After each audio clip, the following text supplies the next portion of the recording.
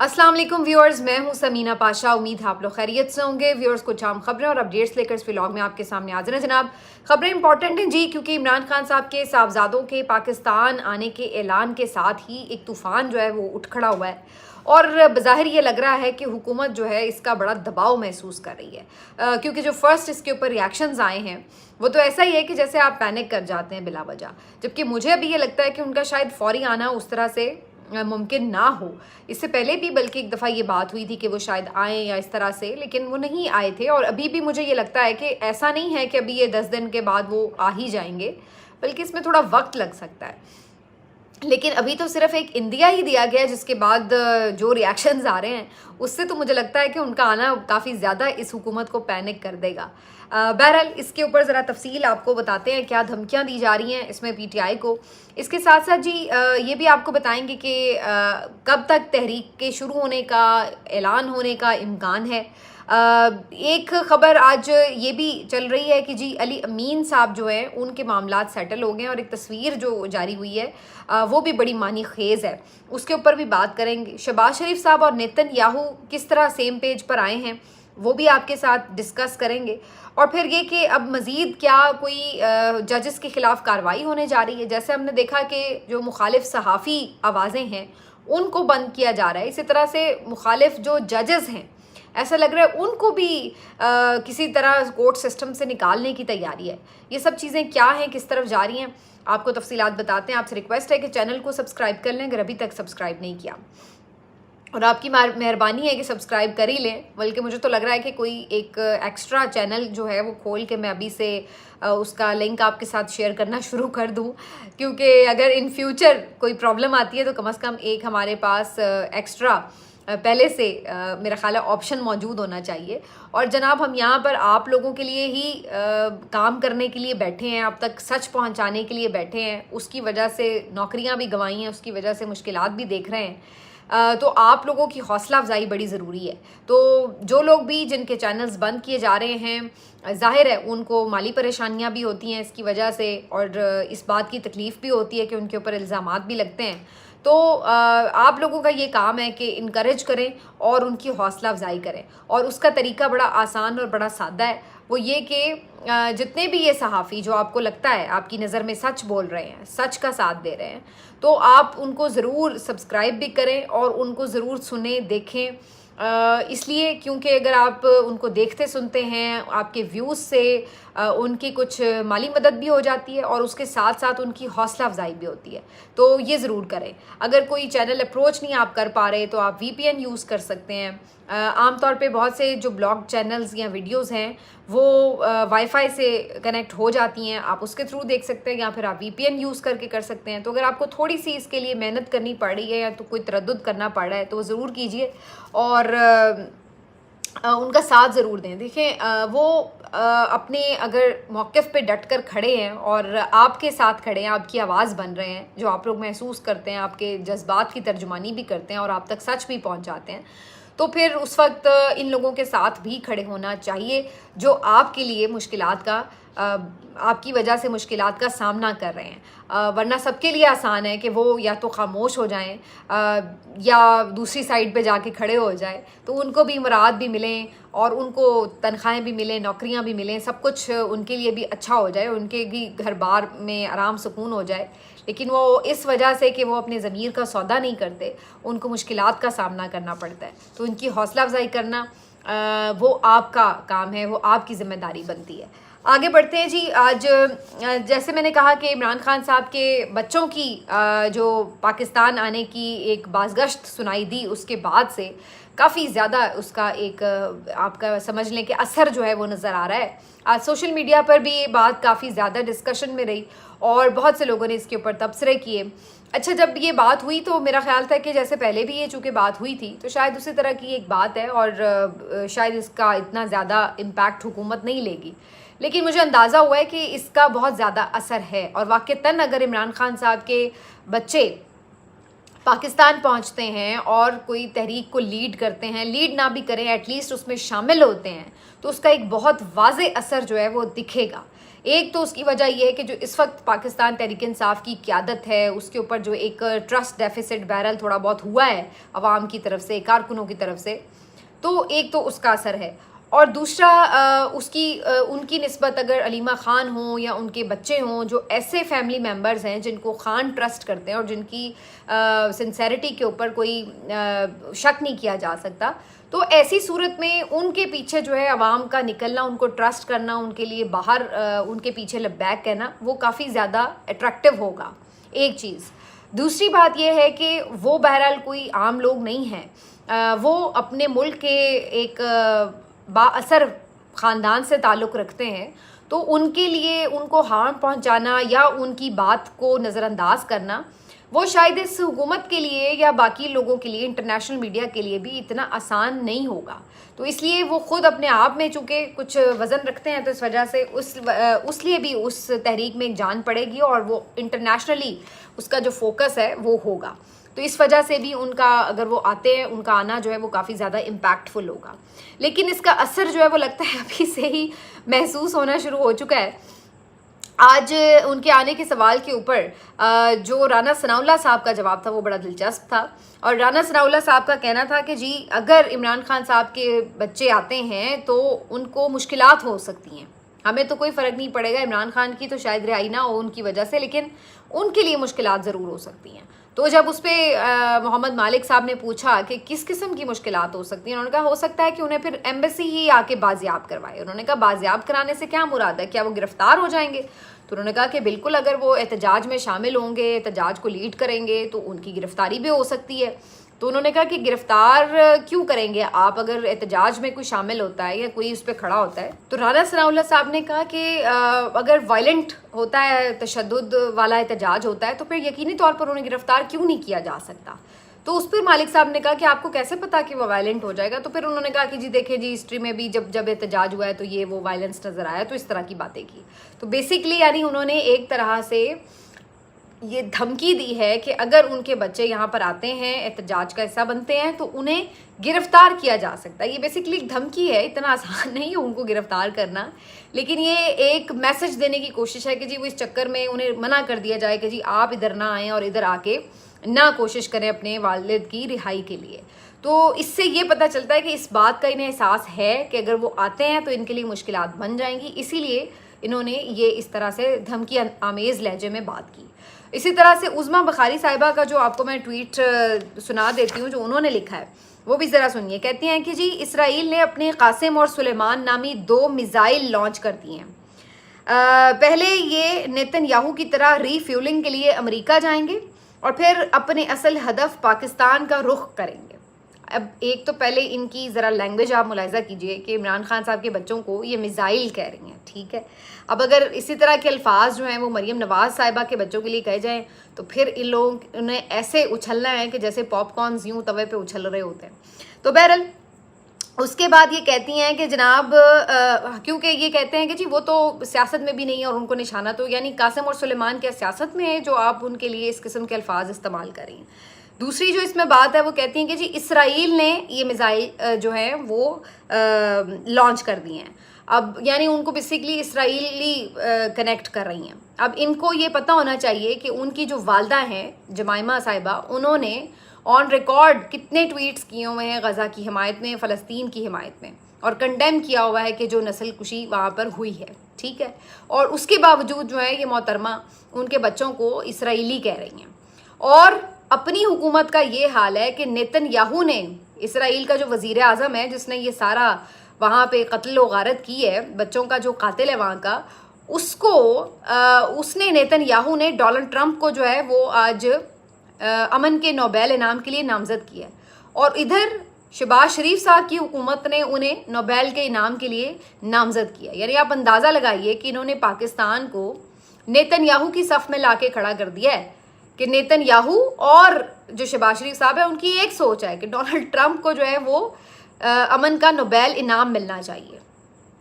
अपना हाल आपका ये है कि फ़लस्तीन के हवाले से उसकी हिमायत में इसराइल के ख़िलाफ़ कोई एहतजाज करता है तो आप उसको डंडे मारते हैं, आप उसको गिरफ़्तार करते हैं। ऑफिशियली आपने कोई एहतजाज उस तरीके से नहीं करने दिया पाकिस्तान में कि जहाँ पर इसराइल के ख़िलाफ़ बात हो, ठीक है। और दूसरी तरफ वो लोग जो इसराइल को कंडेम कर रहे हैं या जो फ़लस्तीन की हिमायत कर रहे हैं, उनको आप कह रही हैं कि जी वो इसराइली मिज़ाइल हैं।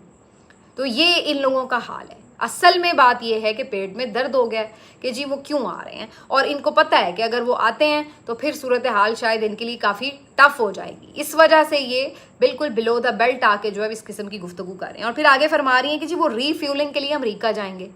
तो फिर अब आप भी बता दीजिए कि कौन कौन अमेरिका जा रहा है। तो वो भी सब क्या रीफ्यूलिंग के लिए अमेरिका जा रहे हैं? ज़रा बताइए ना। आपकी हुकूमत जो इतनी सुबह से शाम तक उल्टी छलांगे मार रही है कि जी अमेरिका की हमें बड़ी हिमायत हासिल हो गई, अमेरिका हमसे बड़ा खुश हो गया, अमेरिका ने हमें आशीर्वाद दे दिया, तो अमेरिका ने हमारी तारीफ़ कर दी, तो फिर ये बताइए कि आपकी भी वहाँ पे कोई रिफ्यूलिंग हुई है जिसकी वजह से आप लोग इतने उछल रहे हैं, उल्टी कलाबाजियाँ लगा रहे हैं? तो जो आप उनको ये कह रहे हैं कि भाई वो रिफ्यूलिंग के लिए जा रहे हैं, तो मतलब है कि ठीक है आप लोग बहुत अखलाक में नीचे कहीं तसव्वुर होते हैं लोग, क्योंकि जो लोग जाली मैंडेट पे आके बैठ जाए उनके क्या ही हम अखलाकी मयार की बात करें। लेकिन कम अज़ कम जब आप इस किस्म की गुफ्तगू करते हैं तो थोड़ा सा इंसान को ये सोच लेना चाहिए कि ये बातें फिर पलट के आपकी तरफ भी आती हैं। और जिनको आप आज इसराइल के ये कह रही हैं कि जी इस तरह उनके मिज़ाइल हैं, तो फिर ये बता दें कि अमेरिका की आप रिफ्यूलिंग की बात करते हैं तो अमेरिकी शहरी रेमंड डेविस जिसने पाकिस्तान का शहरी जो है वो मारा था, तो उसका भी बताइए ना, उसका वकील कौन था? वो तो आप ही के वालिद साहब थे। तो वो बातें इंसान को करनी चाहिए जिसका वज़न वो उठा सके। अपने जो कद है उससे ज़्यादा ऊपर जाके बात नहीं करनी चाहिए। लेकिन ये लोग, चूँकि मैंने हमेशा कहा है कि अज़मा बुखारी साहिबा की खासियत ही इनकी ज़बान है, उसी वजह से इनको ख़ास तौर पर इतनी कुर्बत भी मिली हुई है मरीम नवाज़ साहिबा की, तो फिर वो खुश करने के लिए किसी भी हद तक जाती हैं। तो बहरहाल इन दो बातों से आपको ये अंदाज़ा हो गया है कि इनके आसाब जो हैं उसके ऊपर ठीक ठाक ज़रब पड़ी है इस बात से कि कासिम और सुलेमान का आना जो है इनके लिए मुश्किलात का बायस होगा, इनसे संभालना मुश्किल होगा मामलात को। और उनके वहाँ अमेरिका जाने से या आवाज़ उठाने से इमरान खान साहब के लिए जो जुल्म ये लोग बर्पा करके रखे हुए हैं वो जिस तरह से बुरी तरह से एक्सपोज होगा, तो फिर वहाँ पर इनके लिए ज़ाहिरी सी बात है कि हर जगह पे जवाब देना या उसको डिफेंड करना इनके लिए मुश्किल होगा। तो इस वजह से चीखें जो हैं वो बनती हैं और वो अब ये शुरू हो गए मारना। तो मेरा ख्याल है कि ये अच्छी मूव होगी अगर वो आते हैं। बहुत से लोग कह रहे हैं जी ये मौरूसी सियासत है। भाई मौरूसी सियासत क्या? वो क्या वज़ीर आज़म बनने आ रहे हैं?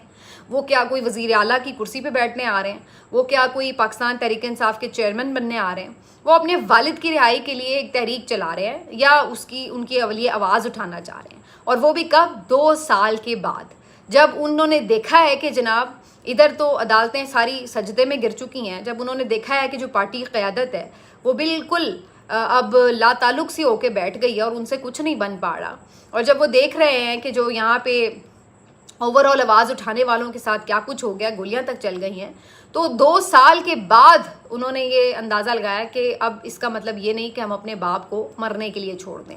तो उसके बाद उन्होंने ये बात की है कि जो हम उनके लिए बात जो है वो करेंगे, आवाज़ भी उठाएंगे और आना पड़ा तो आएंगे भी।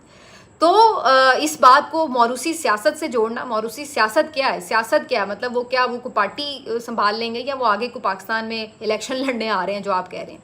अगर वो ऐसा करते हैं तो फिर तो इसके ऊपर डिस्कशन हो सकती है कि भाई इमरान खान तो कहते थे मौरूसियत नहीं होनी चाहिए, तो फिर वो अपनी पार्टी में क्यों लेके आए हैं। लेकिन अगर इस बात के अलावा कि जब कोई ओहदे नहीं ले रहे लोग, जब कोई पार्टी के ओहदे नहीं ले रहे, जब हुकूमत में आने में कोई इंटरेस्टेड नहीं, जब इलेक्शन लड़ने में कोई इंटरेस्टेड नहीं, तो फिर आप कैसे ये इल्ज़ाम लगा सकते हैं कि ये मौरूसियत है।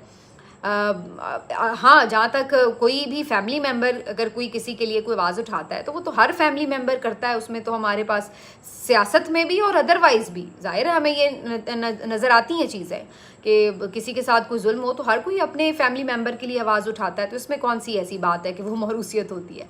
वो उसका हक़ होता है। और वो चाहे उनकी बीवी ने कोशिश की, चाहे वो उनकी बहनें कोशिश करें, चाहे उनके बच्चे कोशिश करें, उनके भांजे कोशिश करें, तो वो ज़ाहिर है फैमिली है और फैमिली अपने किसी भी मुश्किल में घिरे हुए फ़र्द के लिए बात तो करेगी और करनी भी चाहिए। तो ये इससे इस तरह जोड़ना मेरा ख्याल है कि बिल्कुल एक नाइंसाफ़ी वाली बात है। अच्छा जी, अब अली अमीन साहब की एक तस्वीर आई है और वो है जी कि अली अमीन साहब, अमीर मकाम साहब, फैसल करीम कुंडी साहब बड़े हंसते मुस्कुराते जो हैं वो गवर्नर हाउस में तशरीफ़ रखते हैं और उनकी एक तस्वीर आई। हालांकि इमरान खान साहब ने इसके ऊपर स्ट्रिक्टली कहा था कि इस तरह की तस्वीरें नहीं आनी चाहिए जिससे जो कारकुन हैं उनको तकलीफ़ पहुँचे या वो ये सोचें कि जी हमारे जो लोग हैं उनको हमारे किसी जुल्म का एहसास नहीं है या वो कोई इस तहरीक के लिए उतने सीरियस नहीं है। अब आप अंदाज़ा लगाइए कि एक तरफ अली अमीन गंडापुर साहब फैसल करीम कुंडी साहब के लिए क्या अल्फाज इस्तेमाल करते हैं और कितनी बड़ी बड़ी बातें करते हैं, कितनी बड़ी बड़ी बढ़के लगाते हैं, तो दूसरी तरफ उन्हीं के साथ हंस खेल रहे हैं बिल्कुल नॉर्मल। और फैसल करीम कुंडी साहब भी जो टॉक शोज़ में इधर उधर कैसी बातें कर रहे होते हैं कि हम हुकूमत गिरा देंगे, हम ये कर देंगे, वो कर देंगे, वो भी कितने नॉर्मल बैठे हुए हैं मदद से। और अमीर मकाम साहब जिनके साथ अभी पिछले दिनों इतनी तलखी इस बात पे चल रही थी कि जी उनका होटल गिराया जाए, वो स्वात के किनारे, दरिया स्वात के किनारे पर है, गैर कानूनी है, तो कहा जा रहा था जी गिराएं, फिर कहा गया नहीं जी वो सिर्फ जो उसका हिस्सा है जो कि गैर कानूनी है उतना हिस्सा गिराया जाए वगैरह वगैरह, ये सब चल रहा था। लेकिन ना गिराया गया और गिराना तो दूर की बात है, वो भी वहाँ पे बड़े हंसते मुस्कुराते बैठे हुए थे और कह रहे थे कि कोई इशू ही नहीं है। तकरीब थी वैसे तो ये चीफ जस्टिस जो है पेशावर हाई कोर्ट के, उनके हलफ उठाने की, और इस वजह से सब इकट्ठे हुए थे। लेकिन उसके बाद इतनी बेतकल्लुफ़ी सी जो नज़र आ रही थी तस्वीर में, ज़ाहिर उसके ऊपर बात हो रही थी। तो आपको मैं सिर्फ ये याद दिलाना चाहती हूँ कि मैंने कुछ दिन पहले आपको कहा था कि अली अमीन गंडापुर साहब की हुकूमत जो है उसको कोई ख़तरा नहीं है, और ये जो बातें हो रही हैं कि जी अदम एतमाद करेंगे ये वो, अभी फ़िलहाल ऐसी कोई कोशिश नहीं है, क्योंकि अली अमीन गंडापुर साहब की हुकूमत इस वक्त हुकूमत के लिए, इस्टेब्लिशमेंट के लिए कोई प्रॉब्लम नहीं कर रही। अगर वो जेन्युइनली कुछ ऐसा कर रहे होते हैं जिसकी वजह से उन्हें लगता है कि उनके लिए प्रॉब्लम्स हैं, तो फिर वो ज़रूर इस बारे में कोई एफर्ट कर सकते थे, और जब वो करते हैं तो फिर पता होता है कि एफर्ट हो रही है। तो वो सारी ज़बानी जमा खर्च था। बल्कि आज तो मैंने इसके ऊपर ट्वीट भी किया कि एक ही सोफ़े पे बैठ गए अमीनो मकाम, ना कोई गवर्नर राज रहा ना आदम एतमाद। तो बेसिकली कोई गवर्नर राज या आदम एतमाद का जो हमने पहले कहा था आपको कोई नज़र नहीं आ रहा माहौल, तो वो इससे आज और भी कंफर्म हो गया। लेकिन इसके ऊपर तनकीद भी बहरहाल कर रहे थे उनके मुख्तलिफ कारकुन और सोशल मीडिया एक्टिविस्ट, जिनका ये ख्याल था कि ये अली अमीन गंडापुर साहब सब गुडी गुडी रखते हैं इनके साथ और ऊपर ऊपर से गुस्सा दिखाते रहते हैं सिर्फ कारकुनों को मुतमईन करने के लिए। अच्छा जी, मैंने आपको बताया था कि जो तहरीक है उसका ऐलान जो है वो हो सकता है मुमकिन तौर पर इस वीक में ऐलान हो जाए, क्योंकि इमरान खान साहब का जो आज ट्वीट भी आया है सारा गुफ्तगू पे मबनी, उन्होंने भी यही कहा है कि इसी हफ्ते ऐलान होगा। मुमकिन तौर पर शुरू में कुछ चीज़ें होंगी, कन्वेंशंस वगैरह, कुछ रैलीज़ वगैरह, और फिर बाकायदा जो एक बड़े पैमाने पर काम शुरू होगा वो अगस्त के फर्स्ट वीक में हो सकता है। मुख्तलिफ ज़राए ये खबर देते हैं, और फिर 5 अगस्त तक वो अपनी पीक तक जा सकती है। तो ये तहरीक के हवाले से कुछ इन्फॉर्मेशन है। आखिर में थोड़ी बात कर लेते हैं कि कुछ दिन पहले एक सहाफ़ी की तरफ से ये खबर दी गई, मेरे ख्याल आसिफ रशीद चौधरी साहब हैं, उनकी तरफ से ये खबर दी गई थी, और कुछ और लोग भी इसको कंफर्म कर रहे थे कि जो जजेस इस वक्त इस्लामाबाद हाई कोर्ट में मौजूद हैं और सुप्रीम कोर्ट में ऐसे जजेस जो कि नहीं पसंद हैं इस इस्टेब्लिशमेंट को, इस हुकूमत को, इस सेटअप को, तो उनको भी कुछ मसाइल का सामना करना पड़ सकता है, और मुमकिन है कि उनके खिलाफ जो रेफरेंसेस वगैरह पहले दायर किए गए थे उन रेफरेंसेस को आगे परसू किया जाए। तो आज कल अभी मैं ये खबर सुन रही थी और आज मेरे सामने ये नोटिफिकेशन आ गया कि जी सुप्रीम जुडिशल काउंसिल का जो इजलास है वो 12 जुलाई को तलब कर लिया गया है।